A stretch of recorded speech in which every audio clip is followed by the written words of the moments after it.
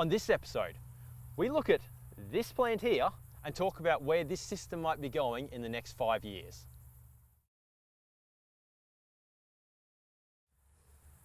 Hey everyone, and welcome back to Ideanthro. And the 6th video, and we think the final, but you just never do know, the 6th video in this series looking at trees and bioretention systems in quite a bit of depth. Now Ben here has been helping me out with filming today. And when we filmed the first video, we talked a lot about why I am so interested in trees and bioretention systems and their potential benefits. And one of the things we talked about was the succession that is occurring in this system. This is the Hoyland Street system. It was planted 15 years ago with lomandras and melaleucas. Quite quickly some acacias came in, and the melaleucas and acacias grew up together, and the lomandras matured as well. Then at approximately 10, 11, maybe 13, roughly around that, let's say 11 to 13 years of age, the acacias started dying off. And that was a sign of succession happening. That is, roughly the life of a pioneer species like an acacia. And we're like, okay, that's now letting more light in. And at that point, we've seen more weeds run into the system. And we kind of left it there. And as soon as we finished filming that video, Ben was like, hey, check this out. This has come up. And I think this is an indication of what the next part of this succession is going to be. So we're going to talk about that a little bit today. So first up, Ben, what is this that we're looking at? So this is a mid-story level tree. Yep. It's a native to Australia or Eastern Australia. Yep. Called Cupaniopsis anacardioides. Yep. Yeah. Yeah, it's a little bit of a tricky one, right? Yeah. Common name? Tuckaroo. Tuckaroo. A lot easier to say. Yeah. Mm. So there are 2 of these that we spotted in this little area Yep. of the system. Yep. One just over here, one here, and I actually saw another one over there. There's a fair few growing in here, I think. Okay. Probably put it at about, there's not one just here, it's probably upwards of 10 in this system. Right, cool.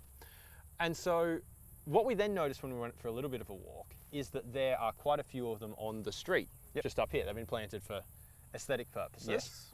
And so what do we think is going on here? Why do we think that, clearly those street trees have been there for many years because they're quite mature, but then this plant is really quite young, and so it's only sprouted relatively recently. Yes, and likewise with all of the other individuals around. Yeah, so what do we think is going on with this succession in mind and the recent death of the acacias? Yep. What do we think is going on here? I think that, it may be that these have a very fleshy fruit. Okay. And so birds have probably eaten that fruit and deposited in the way that they do the seeds into this system, or the seeds may have come into the system via other means. The storm water? Allegory, so via water, which is perfectly reasonable. But they've probably taken off recently because there are light gaps.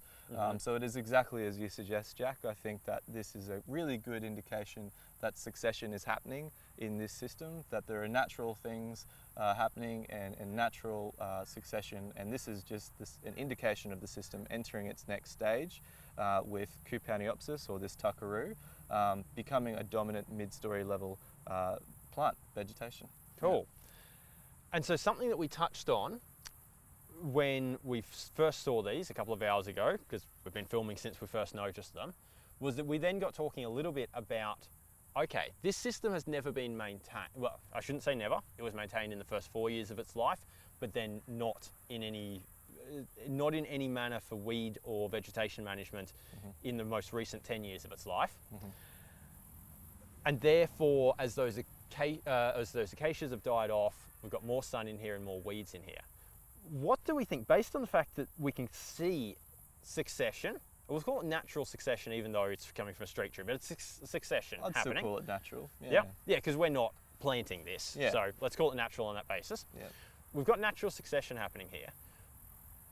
If someone was suddenly to turn up and decide to manage the weeds in this system, the most common approach would be that they'd come in here and spray chemicals around, right? Synthetic chemicals. That has implications if we're seeing natural succession happening in this system, right? Yeah. Because if you came in, obviously at some point this is sprouted just as a tiny little plant. Yeah.